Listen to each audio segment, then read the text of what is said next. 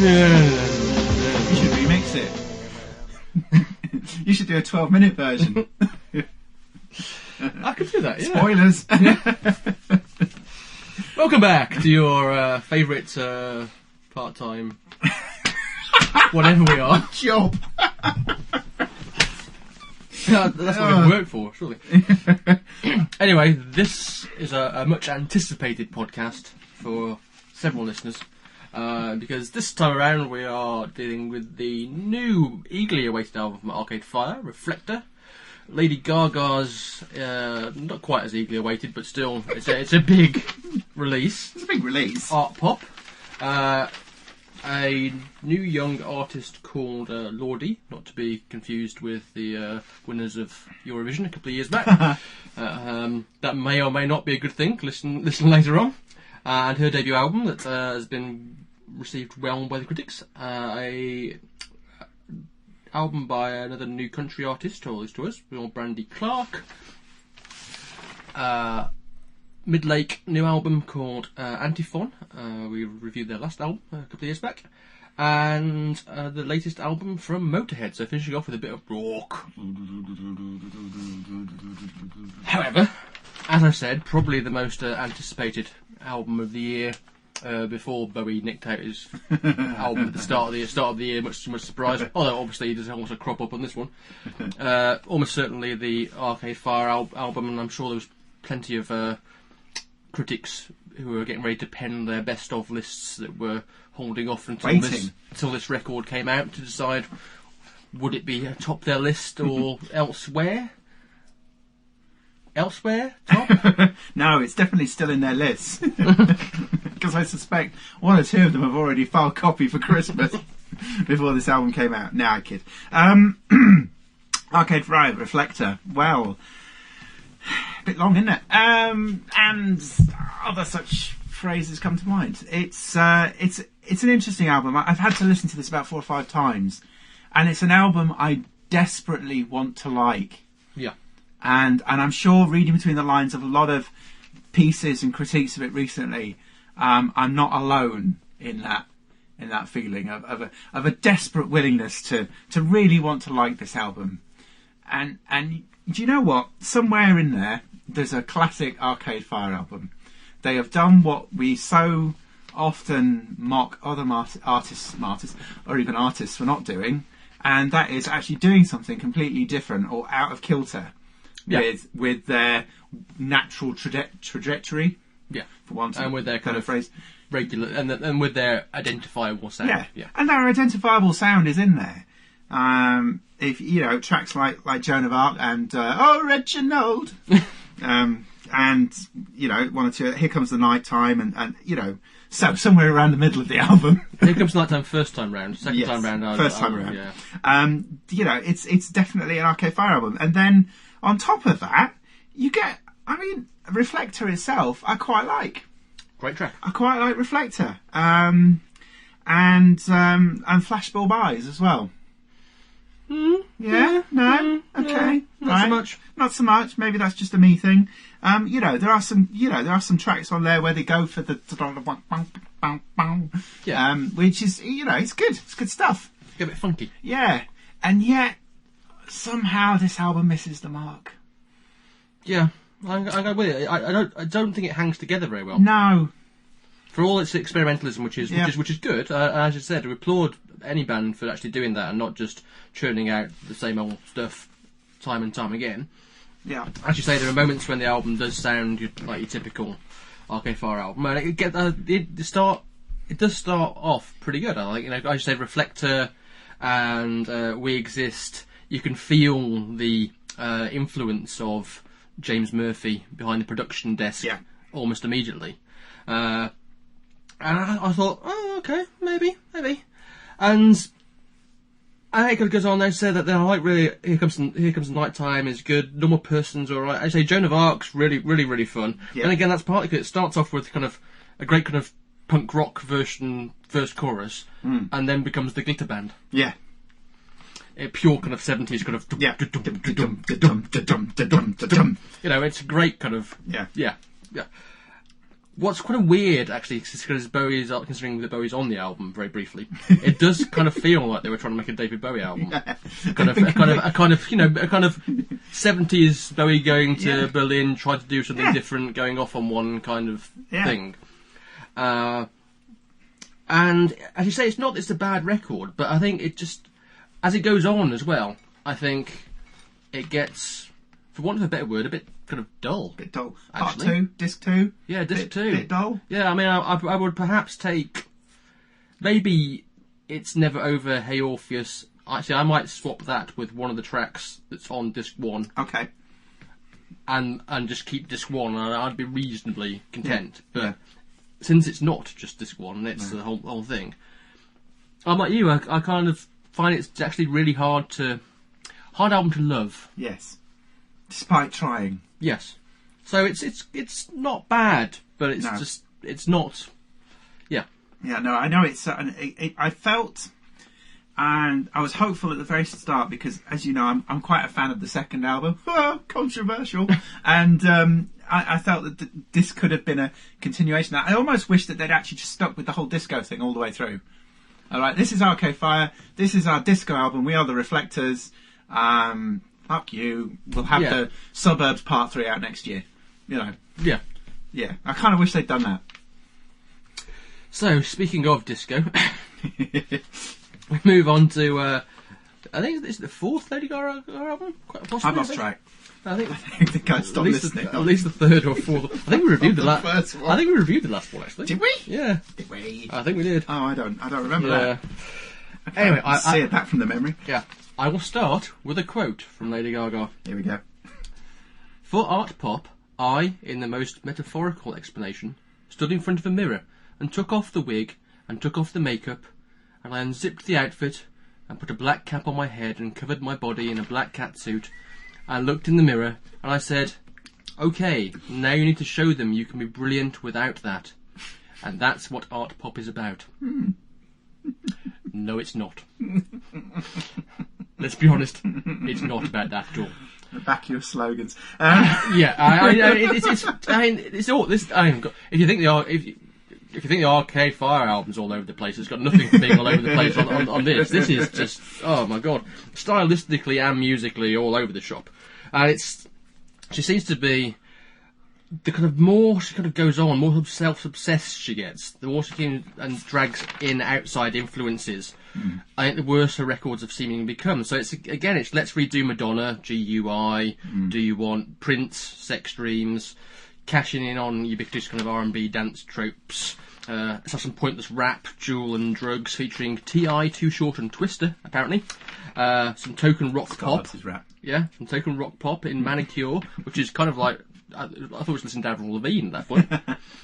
And then also, if that wasn't bad enough, the unforgivable crime of having R. Kelly on your record. Oh, the guy's got her living. Yeah, I mean, it's just... Yes. And it's a real shame, because there are moments on this album that do remind you how good she can be. Yeah. The first single off the album, which bizarrely is the final track on the album, Applause, I think is a brilliant song. Yeah. Loved it when it came out. Still think it's by head and shoulders the best thing on the album. Yeah, it's awesome. It's up there. Yeah. I mean that's what you can say that in the same mouthful if you like as Poker Face, Paparazzi, and Bad Romance and all that kind of stuff. Yeah. But then elsewhere, it's just. I mean, some of it's fine. I mean, GUI, Sex Dreams, and Swine are all okay in their own kind of way, but they're still not on even vaguely on the same level. I had a really odd bit on Venus, which I think is the new single, right? Which I think's got a really great chorus. Yeah. Although I think the rest of it's a bit crap.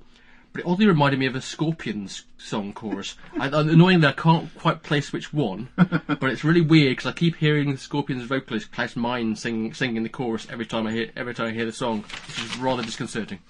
Okay. But yeah, so it's Applause, brilliant. Rest of the album, yeah.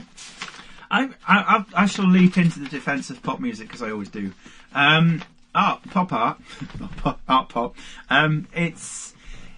Again, like, of course, completely not like the Arcade Fire album, but like the Arcade Fire album, I feel that, with a little bit of trimming here and there, It's a half decent pop album. I think she's had a little bit of trimming here and there. Stop that. Now, I'm blushing. There is a good pop album there. It's definitely an adult pop album, isn't it? It's not one for the kids. Or maybe it is. Yeah. I quite like, I mean, actually, in defence of the first few tracks, she's at her most in those first sort of few tracks, you know what I'm saying? Yeah. And I think she plays to her strengths when she is Lady Gaga. So, okay, hypocritically as it may sound compared to the review of the previous album, I like it when Lady Gaga does the same thing. So it's the same thing. Because it does go a bit utterly random about a third of the way through, and when we sort of hit the section with Jewels and Drugs and the following couple of tracks, and the one with R. Kelly, there's about 3 or 4 tracks where you think, oh, I'm not quite sure what this is now. It's just sort of a random collection of stuff that will be played on the radio, and then somewhere around Swine or Donatella, it sort of switches back to being pop music again. Yeah, and I think from that point onwards, until perhaps we lose it again just before the end, it's actually all right. For what it is, it's a half decent album.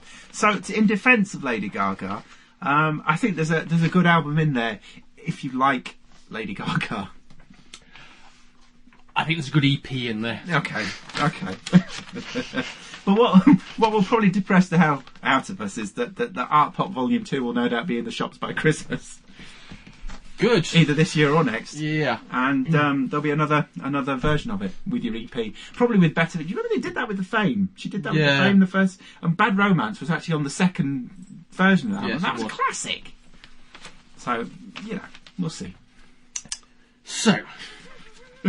sticking with you and me. going to Lorde. Sticking with me. Yeah.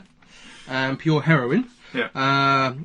As I said at the start, not to be confused with the Eurovision winners, but it is in fact 17-year-old New Zealander called Ella Maria Lani Yelich O'Connor, to give her a full title. Right.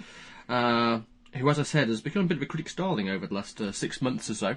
And her debut single, Royals, did well over here and reached the #1 spot in the US, making her the first New Zealand solo artist ever to have a #1 in the US charts. Brilliant.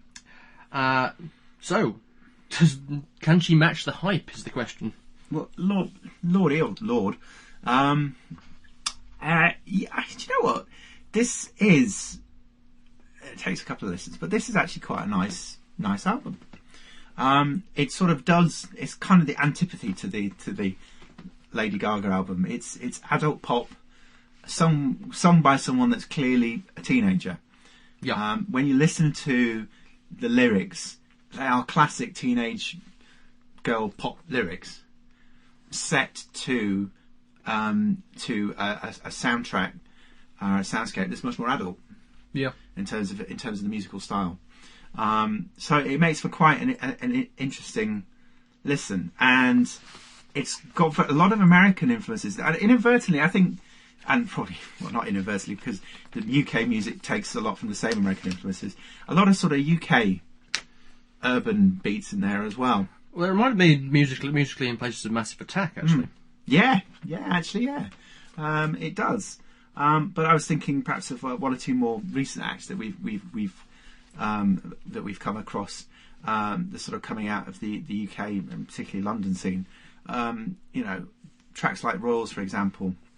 It's got that very sort of UK garagey sort of beat behind it. And I also thought of, although not strictly in this sense, but I also thought of Marina and the Diamonds. Yeah. Our old friend Marina. So it's that sort of style is there as well. So if you like her, you'll like this. But this is a much softer approach. Yeah, I think that's fair. I think that's the tone of the album. As for tracks, well, I mentioned Royals. I also quite like White Teeth Teens as well. Yeah. The commentary there on that growing up, and all the kids being cooler or seeming more glamorous than you are. I could have been reading that wrong completely. Yeah. But let you in on something big. I'm not a white teeth teen. I tried to join but never did. Yes, exactly. So it's a kind of kind of sad lyrics for someone so young. But as I say, for most of the album, quite young lyrics, but with this sort of very adult tone across the top. A really, really nice album. Yeah, I mean, I again, perhaps not as. I really like the start of the album. I think Tennis Court, 40 Lux, and Royals are a great start to the record.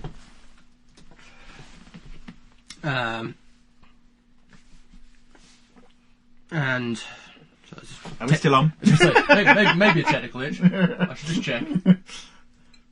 It's like listener. It was the look on Scott's face. Then look of horror. We are still recording. Oh, excellent, good. Because that's good news or bad news for the listener. As I said, the first 3 tracks I think are really, really great. I think they pretty much sum up what you said. Very kind of sparse kind of production. Sparse, that's the word. And her vocal, which is very, very, very nice. As the album goes on, I quite like Wife Teens and Team as well. It's quite good. But the other stuff I felt was a bit too Lana Del Rey. Ah, yes. For me. And it just and the tracks themselves weren't as good, so they felt forced almost to me. So I think obviously somebody with talent, and definitely. Hopefully she won't be ruined, frankly, by people, getting for the next few albums being a different producer on every track and all that kind of stuff. Thankfully on this album it's just one producer, Joel Little, who co-wrote most of the album with her. I think if she sticks to her own guns and avoids, or as best she can, other influences, I think all the better, I think. Yeah, certainly. It would be interesting to see how that progresses. Yeah. So we stick with the ladies and you said and move on to a 36-year-old who's American, called Brandy Clark. This is her debut album after years of trying to get a record deal in and around the kind of Nashville area. I believe she had that situation where lots of record execs were telling her they liked her stuff, but no one was willing to give her a record deal, thinking it wouldn't sell. This is despite actually her writing songs for people like Reba McEntire, Leanne Rimes, and others. It was only a couple of years ago where Miranda Lambert had a hit with a song that she'd written with Shane McAnally and Casey Musgraves called Mama's Broken Heart, that doors started opening a bit for her. And it doesn't take long, I don't think, listening to this record to see that Clark and our friend Casey Musgraves are kindred spirits when it comes to kind of style, feel, humour and subject matter. You got songs about a woman talking about not being noticed by her husband because he's always hungover, and she eventually packs her bags and leaves. Another who can't get through the day and hates her job and bored of the husband, sits down and smokes a joint. General tales of neglect and divorce, stories about fashion being the only thing preventing capital crime, which I'll get onto in a minute, and prevalence of prescription drugs. And that might sound like it's quite a kind of grim record, really, sort of about life, but it's actually a surprisingly darkly comic record. Yeah. And I think that's a particular skill she seems to share with Musgraves, and the fact that she can weave humour into actually believable little stories about people. And I suppose the whole thing of the album being called 12 Stories is each song is meant to be a particular thing.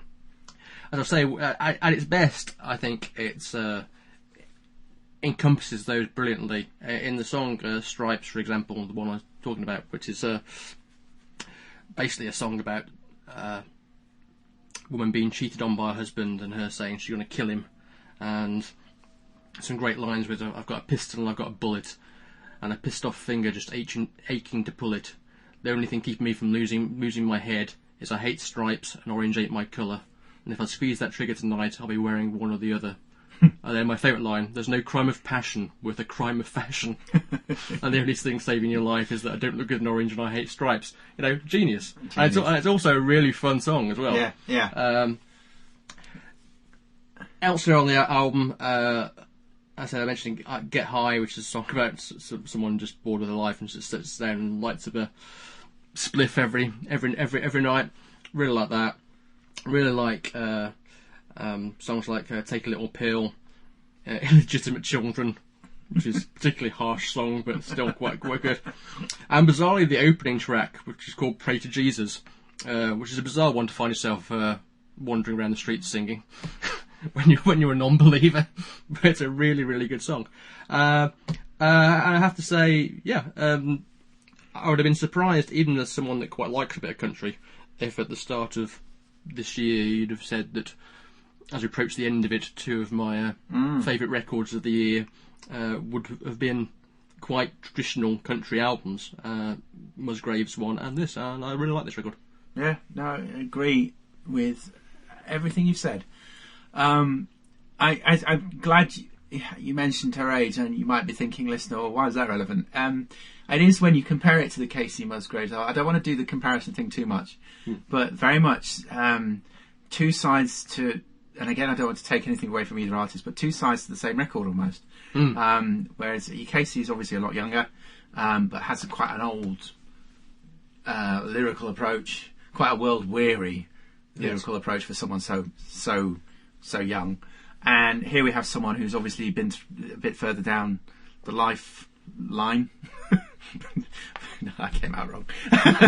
Someone who's older. If I could be asked editing this, it would sound much better. We could just get all that crap out. Yeah. No, just leave that in, because that's just nonsense. Someone who's obviously older, has been through more of the experiences, and but still retains that very sharp, whilst world weary, also great sense of humour.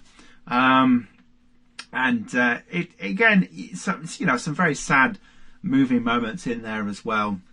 The track "What'll Keep Me Out of Heaven," it was very, very clever play on the word stranger in that track, yes, without giving it away. And you realise in the end that she sees herself as a stranger in a marriage. Yeah, and it sort of works on two levels. Folks. Anything that works on two levels, I'm a simple being. So it's very, very clever, very clever record, very, very funny record, very sad record, very happy record, all at the same time. Stripes, I can't add anything to. You've sort of covered it brilliantly.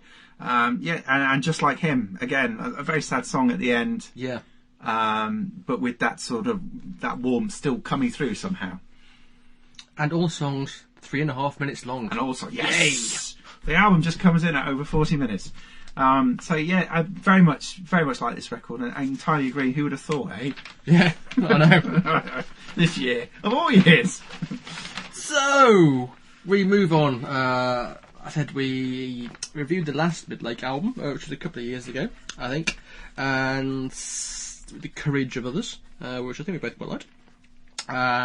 Since then, they've seen the departure of their lead vocalist and main songwriter, Tim Smith, and as a result, Eric Pulido has been promoted to frontman, and the band are now co-writing everything.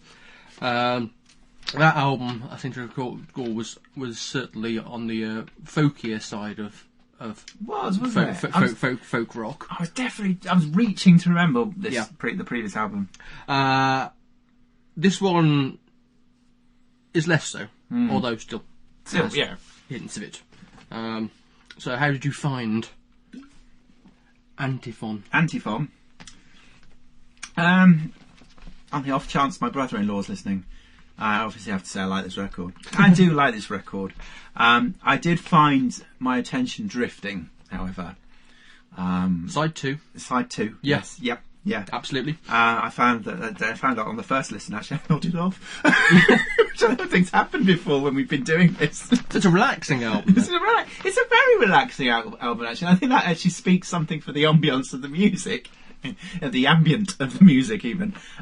It's got it's a very individually sounding tone to the album. A soundscape even is created, and it's a very interesting album to listen to, and I think it's one that rewards with repeated listenings.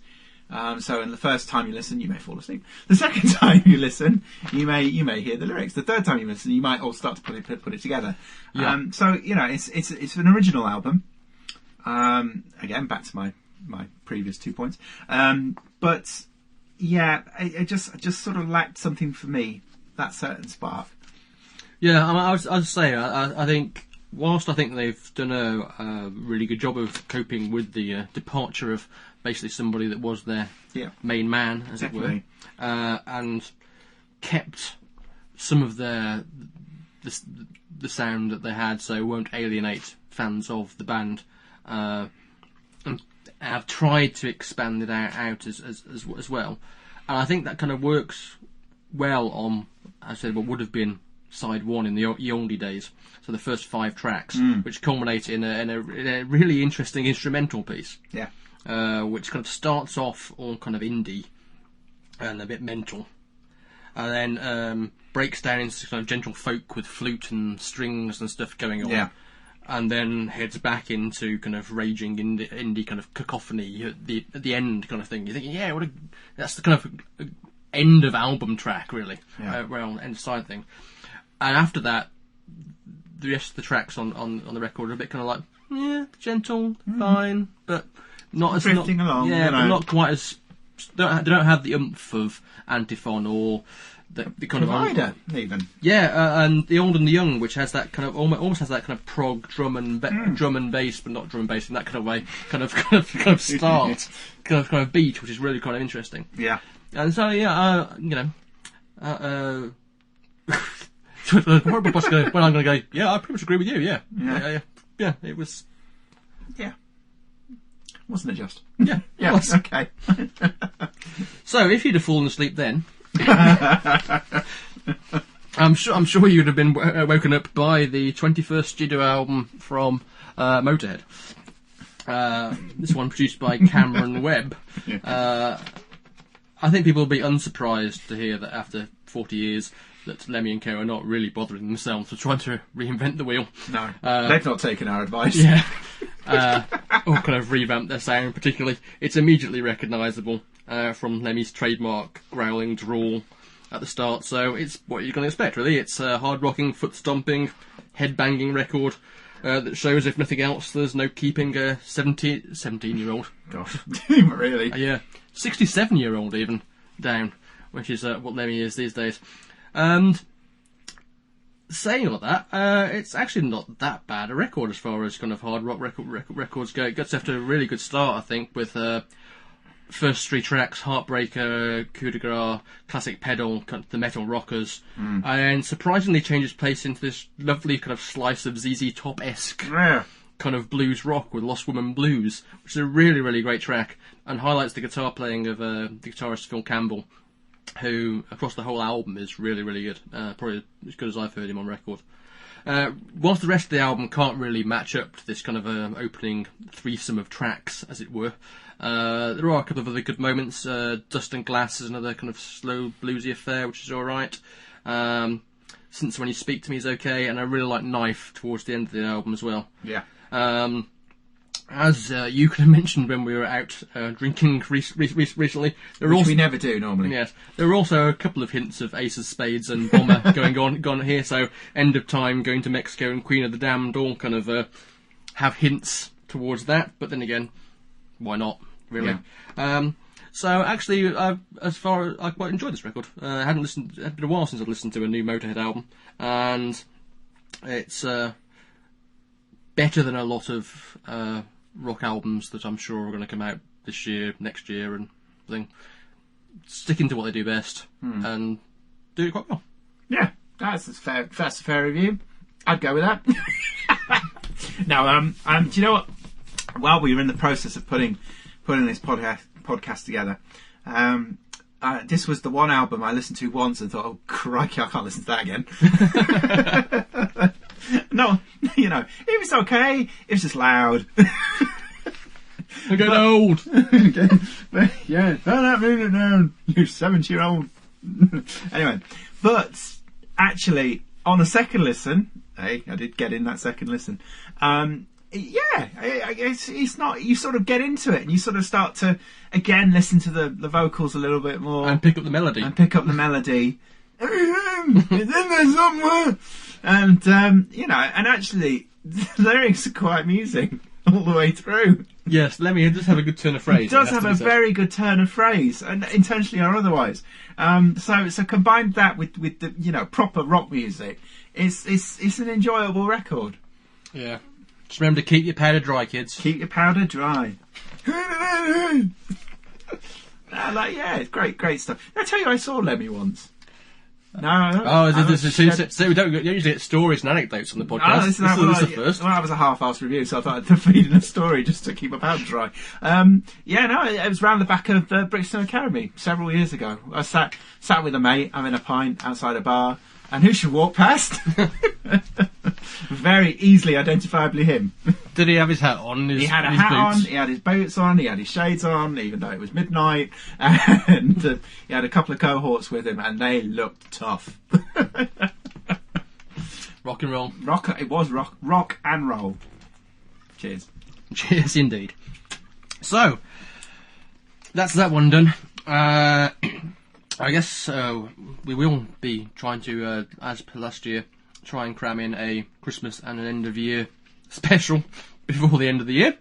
Look out for those when we can figure out a time when we're going to do them. Probably February. Yeah. We actually recorded them this February. The Arcade Fire album's the album of the year. Hey! Speaking of which, album of the podcast. Blimey. That wasn't my album of the podcast. No. It's got to be Brandy Clark, really. I have to agree. I think it is. Yeah, done. Until next time, children. Alright, take care.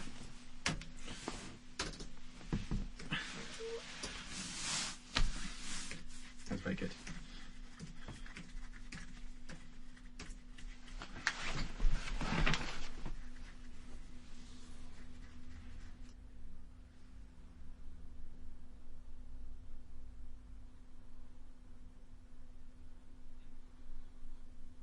You've been listening to the CTTB Music Podcast.